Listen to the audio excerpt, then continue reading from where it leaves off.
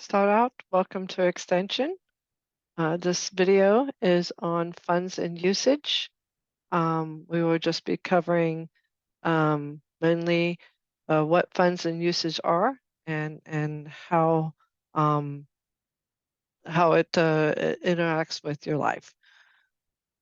So funds and usage is where we get our money from and where we make our payments for items that are purchased. To better understand, as far as accounting aspect, I go to this one. It says Understanding County Funds. There is two different pools of money. There's what they call the Columbus Fund, which is actually not Columbus, but they call it the Columbus Fund because it makes it easier to differentiate from that in the checking account. Many counties are different. One can have a checking account. Majority of them do. There's a very few that might not even have a checking account.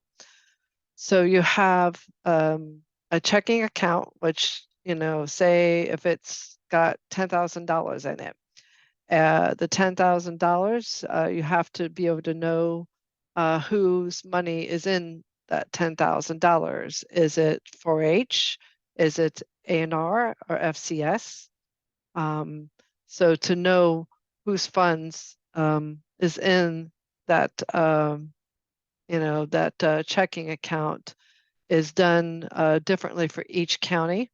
So we will go through that in another video to know which one your county does. Also know that if eventually if you feel that there's a different system that you would like to go through, just reach out to us and we can help you kind of decide which one you feel would be most appropriate for you. So then you have the Columbus funds. As you can see here, there's a few examples. There is the FD 111, which is one of the main funds that you will use to make purchases from. And then you have the County Commissioner Fund, which is the FD 523. Release time funds is FD 522. There used to be, and there still is in most of the counties, an FD 522 that were grants. But they, back in the day, they weren't really considered grants. So they were grandfathered in. So here soon, those grant numbers and the amounts will be moved over to FD 111. And so any other new ones that come in will come under the OSP grant. So that will help determine, where you see the money coming in and out of. We just ask that any new money does not go into those FD 522 with the grant numbers. Now, release time is going to stay, but not every county has release time. So just know your county could have it, and I can explain how to find that out as well. As you can see, there's one that says up at the top, state funds, which is FD 524. Those are mainly for counties. That's to help pay for the educator cost and the counties. So when you see those, it is actually done by state funds. I would suggest to go into our website here and just even on this front page, make it your favorite on your website so that way you can always find it. Where you're looking under the word job aids. And that one that we were looking at, Understanding County Funds, is right here. Then you can go into, and you can print these out if you like, and that way you have them with you. And then you got the funds and usage list. And on the funds and usage list, it gives you a little bit more of a description of what each one of those funds are. So this is the general unrestricted. This is a development fund, an endowment fund, and OSP. So a development fund is a gift. So say somebody has, like, say $5,000, they want to give it as a gift. The money that they give you will go in, that will be deposited into the development fund. And there is a deposit form that you would fill out and send it into the Columbus Fund, even though it's not really Columbus. But you would send that gift money in. They cannot decide on what is spent on it. I mean, they can to a point, to say, like, I want this to go to a 4-H program, but they can't say you can't spend it on, buying these supplies. They don't have that much of a restricted um, a policy, because a lot of times those gift funds are done by more than one person. Sometimes they can be done by more than one. The FD 510 is they are gift funds as well, but they are restricted. So they are restricted to telling you what you can and can't use it on. And when they do, give you the gift money, those will they already have it established beforehand of what is allowed to be spent through that. Then you have both the development fund and the endowment fund are gift funds. So every time that you see an FD 500 or an FD 510, those will have to have those GF numbers attached to them in the websites for Workday. So then you have the FD 520, which is what I was talking about with the OSP funds. This is where any new grant money comes in. It would go through OSP.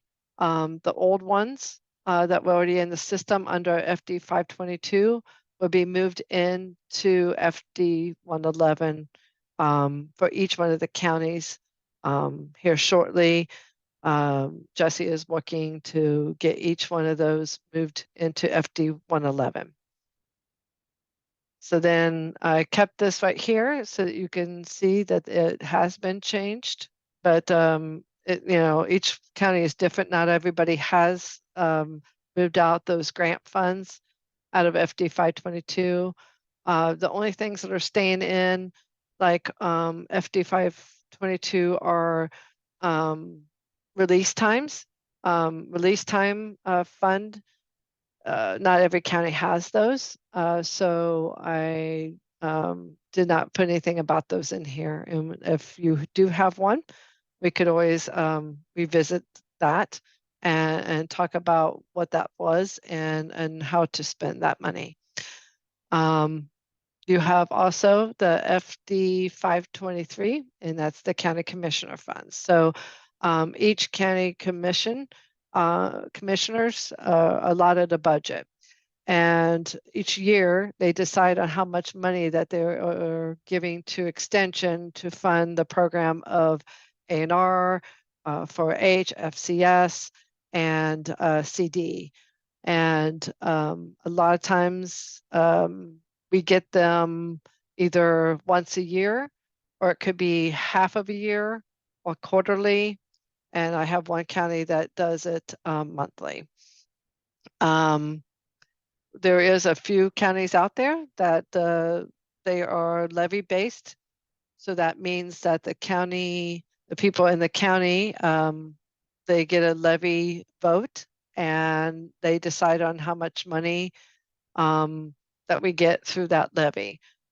And then, as you can see, FD 610 is the endowment principal. So the endowment gift fund up above, this is the principal. So we don't touch this principal amount, we're only touching the interest. So say that's a large pool of money, we are actually only touching the interest part of the endowment fund. So these are our work tags. Work tags are to kind of help locate the different things. So say if I had a pen, the CC and the BL, and I use the example for Ross County. Say I'm in Ross County, so my CC would be my Ross County office. and my BL would say Ross County office. So those are both your location. So this pen is bought in the location of Ross County. The fund would be, I would like to buy this pen through the unrestricted fund. So this would be the FD 111 fund, or I would like to buy this pen through the county commissioner fund. So this is how you're buying it. So who are you, how you're buying it, and then what is the item? So an SC is the item that you're buying. So it's an office supply, or it might be food, or it might be postage. So an SC is what is the item.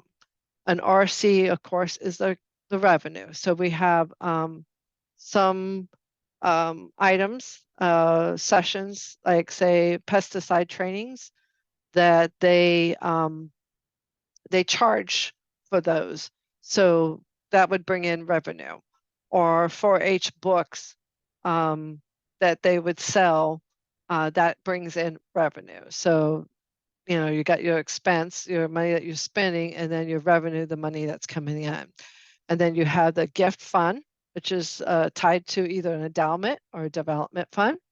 And then the grant number, that is either like I said, the OSP one, or it still could be the FD 522, depending on the counties and if they have moved it up to FD 111 yet. If they have not, they just asked if we can spend down that grant, the FD 522 grant numbers, just to get them out of there. They also asked not to put any revenue in those 522 grants that are in there. A PG is your program. So this is your program code for 4-H, A&R, FCS, or CD. One person gave me an example of that would be when they first started out with farming, you had educators going to the farm to help develop better systems for healthier crops. And then they came in and said, well, we want to help the spouses with the canning of, and help with the, budgeting of financing and running the farm. So that's how they developed the FCS. So FCS, Family Consumer Sciences, is about, say, the nutritional value of things, like dining with diabetes is FCS, or also to learn how to do budgets. So those are some examples of what you would think of for FCS. And then you have 4-H, which, so they said, okay, now we got the farmer and their spouse. Now we need something for their kids. And it kind of helped promote that the younger kids might stay in the family business, so to speak, and keep becoming the new farmer, so that they didn't up and leave and go to a different, type of job or whatever. So it helped kind of promote farming within the area, and to lead them up to be leaders within the organization, within their communities. And then they said, well, okay, now we got the farmers, we got the spouses, and we got our kids. So now we need to make sure that the communities are healthy and vital. So then they go in and they started doing community development, making sure that there's growth in the different cities or communities. And then so the PG code, the AE code, and the AS code are not required. The only ones that are required is the CC, the BL, the FD, and whether it's a spend category or an R revenue category. And then the GF and GR if those gift funds or grant funds are used. Now, if it's a FD 111, you won't need those. As you can see, we included some of the program codes below that are used by some, so that way you can get a good understanding of what's out there. And like I said, I would print these out so that you have them with you.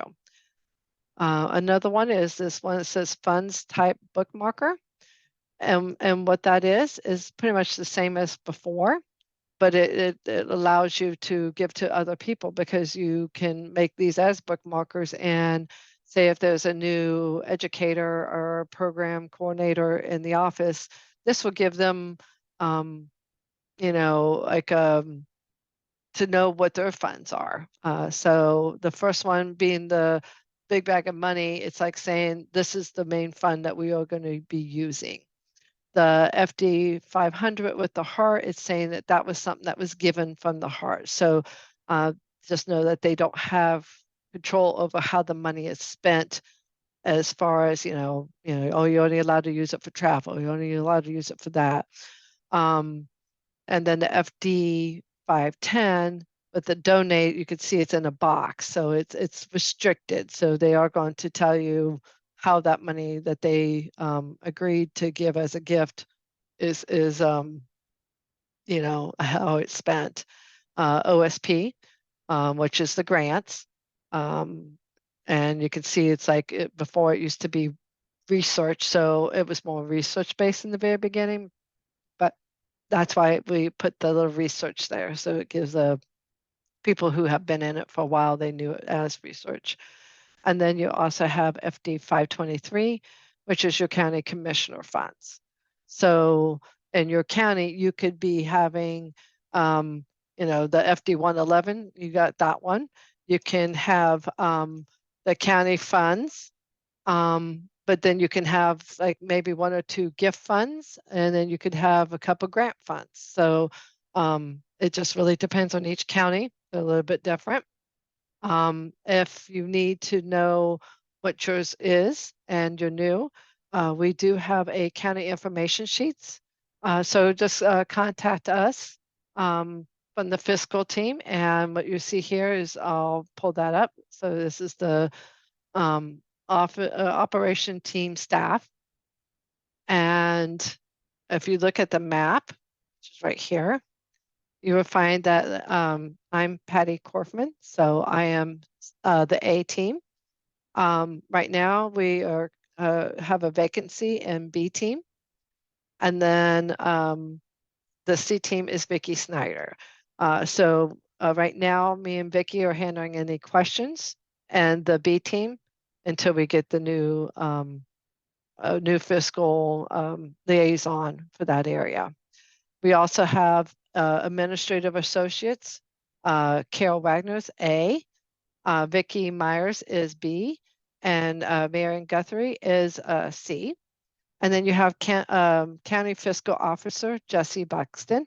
He is the one who does all the approvals, for the areas. He oversees any of the county fiscal aspects. And we are kind of like under his team. We also do approvals as well. So if you're looking to find out what your county information sheet says of what funds you have, please reach out to me or Vicki Snyder, and we will get those updated for you and sent out to you. So back up to the job aids here. And this is what all the ones that we'll talk about. And there is some extras. I'm not going to go through all of them. Just know that they're here. This is the county cost center list. So if you click on that, it will give you all the names of all the CC numbers for all the different counties and all the BL numbers. And then the spend categories and the revenue categories. I won't go over revenue, but I will go a little bit over the spend categories. So remember, we talked about the office supply. That is this one up here. You see other ones over here on this side on the left. Just know that that was the old system. So people who were in the system before and they just needed to know what expense it was called, this is the old system. So if you're new, don't look at that PeopleSoft side, just look at only the Workday side. So know that anything that's a supply in this gray area will say anything in this area is a supply. Any mailing goes into these three right here. Communication right here, utilities. So as you can see, they're broke down in smaller sections in the middle. So say travel has all the kind of travel expenses in one area. Professional services goes in this area, and then others. So like hotel and lodging is actually a travel, but they also put it down here as well. So these are just the different expenses that you could use. So you got those two. This is just a short list of expense items that you might come across, and it's just a small list. The spend categories one here, it's the same as this one, but this is a short list. This one's 88 pages long. So we suggest to kind of look through here and see if you can find something first, rather than go through 88 pages to find your answer on that one. And a lot of times in the system, you can actually type in what it is that you think it might be, like say postage, and it might come up postage. So that's a good system. You don't actually have to know every number that's in the system. This acronym right here, it gives you the different acronyms. Like when I say A&R, you can look here and say, oh, A&R is agriculture and natural resource. So if somebody comes up to you and says, I want to know about, certain things like, ATF after the fact. So that way you would know what that meant, as far as getting used to the different acronyms that people use within, extension. And then you have affiliated camps. These are the camps that are affiliated with OSU. And then this is that understanding the funds. So again, I just want to say welcome to Extension. And if you have any questions or concerns about the different funds, please reach out to us. Again, you have your operation team for fiscal is me, Patty Korfman, Vicki Snyder, and then you also have Jesse Buxton and whoever the new person might be that has a new opening right now.